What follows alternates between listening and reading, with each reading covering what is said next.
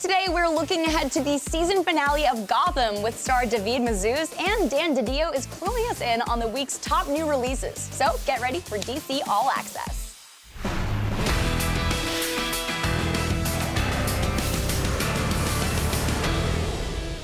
Hey guys, I'm Whitney Moore, and today we are debuting a brand new segment called DC Nation, where we get an inside look at this week's best comics straight from the publisher's desk. Well, this is a little fun for me because I guess this is our first segment that we're going to be doing something like this where you're getting a little bit behind the scenes from Jim and myself from the publisher's desk. And this particular week is a really good week for us. We have DC Nation Zero coming out. Now, for me, DC Nation means a lot. When I first got here at DC many years ago, we wanted to create something that was really interactive with the fan base, something that they felt they owned. And it became our rallying cry. I did a DC Nation page in the back of every book that really recapped a lot of the excitement that was projecting for the line and what books people were working on and giving sneak peeks along the way. We used to do DC Nation panels at conventions. And what was great about that too is that that was our way to really hear from the fans about what they were loving, what they were reacting, and what they were hating. This isn't just a one-way street of just sitting there saying about how much you love things. It's also about what you're not liking and what we can address and fix and really work together and really be part of that community. So to come back and bring DC Nation back as a concept, really exciting for me. And so when we did this book, the Zero book, we looked at what the major storylines were taking place on the DCU. And, we have 3 key writers working for it. Scott Snyder's been doing a beautiful job for us on the Batman line. And he's stepping onto Justice League, which is really a different project for him. But I think after working on Metal, he got a better sense of really working the team dynamics and really looking at a lot of characters. So with Scott working on Justice League, he's taking a lot of those ideas and that action to get and bring it into the Justice League team, which is good. But before that book starts, we're doing a mini-series called No Justice, which helps reestablish who the teams are, breaks them down into different formulas, and really shows us combinations of characters we've never seen before. There's a primary Justice League book that comes out of this, but also there's a book called Justice League Odyssey, which basically becomes our cosmic Justice League team. Cool. And we have another book called Justice League Dark, which we've had before, which is really our mystery and mystic Justice League team. And the 2 big surprises on those teams, not as much as on the main team, is that Darkseid becomes a member of Justice League Odyssey, which means Darkseid's a member of the Justice League, which you have to read the book to figure out. Yeah, you know what? There was a lot of discussion about that because it actually goes back to the Darkseid War that Jeff Johns did. And Darkseid was died and then he's reborn as a small child. So when you have a character who's this great evil reborn as a small child, do you assume that he's going to be evil again? Or do you think that this becomes a road to redemption? So the Justice League members are giving Darkseid some leeway, but whether or not he returns to form or whether he is truly reformed is something that plays in the story. So that's a lot of fun. Cool. In Justice League Dark, what's interesting about Justice League Dark is we have Wonder Woman on the team. Nobody ever looks at Wonder Woman as a mystic character, but when you think about how she plays against the gods and some of the mystic nature of the Amazons themselves, it seemed like a really natural fit and really helped give her a different perspective, but still being true to who she was. So I really love those 2 twists because I think that gives us new story with characters who are very familiar with us, but in a way that we've never seen them before. The other story that we're doing, which is a great one, is Tom King's been really doing this build up to the Batman Catwoman wedding. Now again, as a longtime comics fan, I remember, Len Wein used to do a lot of Batman Catwoman stories back in the 80s, and Batman's had a lot of different characters, had relationships along the way, but we always seem to come back to Batman and Catwoman. For Tom, he's really focused on this relationship, and I think he's exploring it in a new way, and he's having a lot of fun with it. What was interesting to me was that he was really so focused on Batman and Catwoman's wedding that he didn't look at the ramifications of all the other characters around them, how many other characters would be affected, or how it would affect all the other characters. So what we're seeing in DC Nation Zero is Batman's primary villain being upset because he wasn't invited to the wedding. Wow. So awesome. that's a lot of fun. So and what that does, it just creates more stories. And what you see is that what you expect from comics. We have at the heart this beautiful romance or a tragic romance, depending on how it all goes. But we also have all these great superheroes and great supervillains that are affected by this. and are there either to help protect Batman and Catwoman in this, or just disrupt. So I am so here for that. Also, I'm very here for a Catwoman's wedding dress. It's incredible. It's funny because we were going forward with everything, and the wedding dress is an important issue for us. And Joelle Jones sent in that first design and just knocked it out of the park first time through. We just looked at that and we just like, I don't know how it could be any better than that. When you saw it on the cover, stunningly beautiful. And then the last piece, which is the most interesting one, another one interesting one for me, is Brian Bendis has joined DC. Now this was in something that I probably never expected to happen, to be honest with you, because he was so entrenched and so responsible for so much that Marvel did. And I've enjoyed his work for a number of years. And when the opportunity arose to bring him over to DC, the most natural implication was to bring him over and put him onto Batman. That seemed to be the type of stories he told. That seemed to be where he gravitated to the most, that type of storytelling. But instead, he wanted to do Superman, which was against the grain. And for us, we had a really interesting thing going on with Superman with Pete Tomasi and Dan Jurgens, but they had been on it for a period of time, and they're great writers, and we're able to move them on to other books. So it gave us an opportunity to give Brian Bendis a shot on Superman. Awesome. I cannot wait to read that. I'm a huge Bendis fan. Yeah. It's going to be awesome. And it is good because, and what I really loved about it, it wasn't coming in and saying, okay, we're reinventing the wheel, we're throwing everything out, we're starting from scratch. Here's my interpretation. He says, where are you in Superman? Here's the story I want to tell.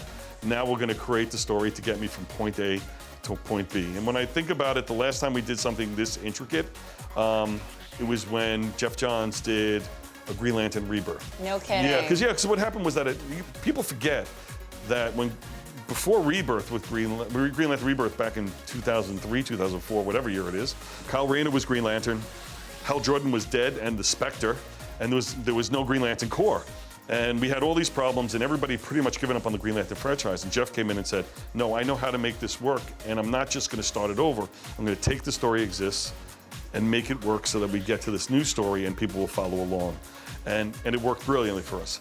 So with Brian coming in and doing that with Superman, I feel that it stays true to the fans that are enjoying the book right now, hopefully brings new fans to the Superman franchise, and really gives us a launch pad that really helps push that character in a direction in new, exciting ways for the next couple of years. So the other thing I'm really excited is that Action Comics Special #1 comes out today. Tell me about that. Yeah, well, you know what it was is that we wanted to use Action 1000 really to be the launch pad for Brian's story. But both Dan Jurgens and Pete Tomasi had a little story left in them that they wanted to do, and we wanted to make sure we gave the proper send-off to the direction that they've been going with. So we created the Action Comics Special #1, and we created a Superman special that comes out also later this month too. Both those things gives those two primary writers a chance to really wrap up and put a nice button ending to their story. So I'm happy because Action 1000 was really a huge celebration of everything that was Superman and what made it great. But they still had a story to tell, so we finished up their stories in Superman Special and Action Comics Special, which I understand is out today. I cannot wait. I'm so excited for these comics, and thank you so much for sitting down with me today. It was my pleasure. Thank you, now. Those are some of this week's must-reads, and here is a full list of the new DC titles on shelves today.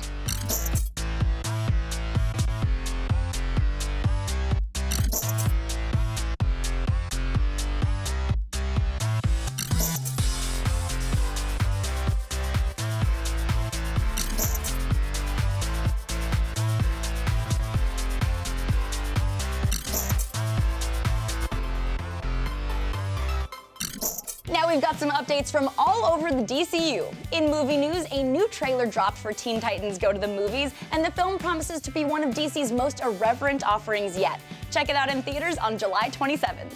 Plus, don't forget that Free Comic Book Day is this Saturday, so hit up your local comic book shop for a complimentary chapter of DC's Superhero Girls Date with Disaster.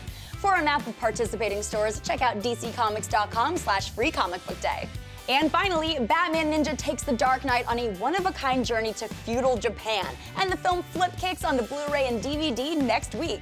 This is one of DC's buzziest animated movies in a while, so make sure you pick up your copy starting next Tuesday. That's the news for now, but we'll be back with more on the other side of the panel of the week.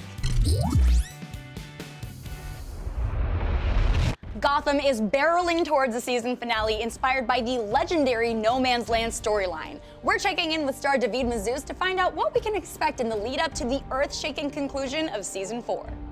Okay, David, tomorrow's episode is called That Old Corpse. What can we expect from that? You can expect an old corpse. Awesome. Yeah. Whose I can't tell you, but it comes into play. It's very important. The episode is it begins kind of the very last arc of the season, which is by far the craziest yet. Jerome may be dead, but his legacy absolutely is not, and tomorrow night's episode will definitely explore that. Ooh, okay. So next week's episode is called One Bad Day, and it's sort of a reference to The Killing Joke. Yeah. What can you tell me about that? It's going to be, it definitely mirrors The Killing Joke in a lot of ways. The Killing Joke kind of follows the Joker's process of driving Gordon insane, and that is going to be mirrored with another character, and that character is going to really be taken to his limits, psychologically, physically. We're not really going to know fully whether everything is really going to be okay with those characters. Ooh, spooky. We have a big finale coming up in 2 weeks. Huge finale. Based off coming No up. Man's Land, is that right? Yes. What can you tell me about that? I don't know exactly what I'm allowed to tell you about that, but what I'll say is that it is really insane. The way we end off this season, I mean, all of our finales, I'm pretty proud to say that all of our finales have been insane and have completely shocked me. But this one in particular, it's gonna split up all of our characters, and we're gonna find ourselves in dynamics that have not even been imagined in the world of Gotham so far. Wow. The isolation of Gotham in its new form is going to bring out the worst in people and the best in other people. And it will eventually give rise to the birth of Batman. Gordon, at the very end of the season, is going to be an immensely important relationship. And really, there are only a handful of good people in Gotham, and the two people that are going to kind of lead that train of good guys is going to be Bruce and Gordon. So well said. I love that. So you've been looking back at this whole season. Do you have any favorite moments of stuff that you've gotten Yes. to shoot? Okay, cool. I have a lot of favorite moments. This season has absolutely been my favorite season so far. Just because, like, at the beginning I got to play a version of Batman, and I had no ears, so it wasn't Batman, but I got to play a version of Batman. So I mean, how could I not love that as a 16-year-old? Any 16-year-old boy would. Okay, so recently Bruce was gifted this sick matte black Mustang, Right. basically a proto Batmobile. Yeah. Have you gotten to drive it? I have not. They tease me. They put me in the driver's seat, but I'm not allowed to put it in drive. It's so frustrating. One day. One day, yeah. That is a Yeah. sweet looking car. I mean, they're right not to trust me with that car, but I was just really upset that they didn't trust me with that car at the same time. And then I got to do, like, for a good 5-6 episodes, I got to just party all the time and just like fake drink and like fake, yeah, fake, like basically do whatever. And like what was so great about that was that those, I mean, especially the scene, the very first party scene that Bruce had in the bar, that was the most fun I've ever had shooting anything, ever. Wow, And really? Yes, it was insane because on the day, the director, an amazing director, by the way, his name is John Baring. That day, he was like, yeah, so we're gonna go a little crazier than the script, and he just put me on top of a bar, and he was like, yeah, these bartenders are gonna hand you champagne. All the background has agreed to get wet, so you can pour whatever you want on any of them, and just go. And then there's blasted music, and I mean, it was literally like having a party. And I was there with like all the friends that I made, like all the Bruce's friends. We were just dancing and popping bottles, and it was like, I loved it. Yeah. That sounds great. So you definitely get That to was live a little definitely bit a highlight. as Bruce Wayne. Yes. That's cool. Bruce has a good life. Well, thank you so much for sitting down with me today, Thank you for David. having You do me. great work, and I am so excited to see this finale. I cannot wait. Me too. Before we go, we've got a Harley Quinn red, white, and black statue and a DC Icon Superman action figure from DC Collectibles, plus new Harley Quinn and Superman comics, and we are giving it all away to one of you. For your chance to win, visit dccomics.com/watchandwin and fill out the form with your information. It is so easy. Even your neighbor who once had a full-on argument with a mannequin could do it. Good luck, and we'll see you next time.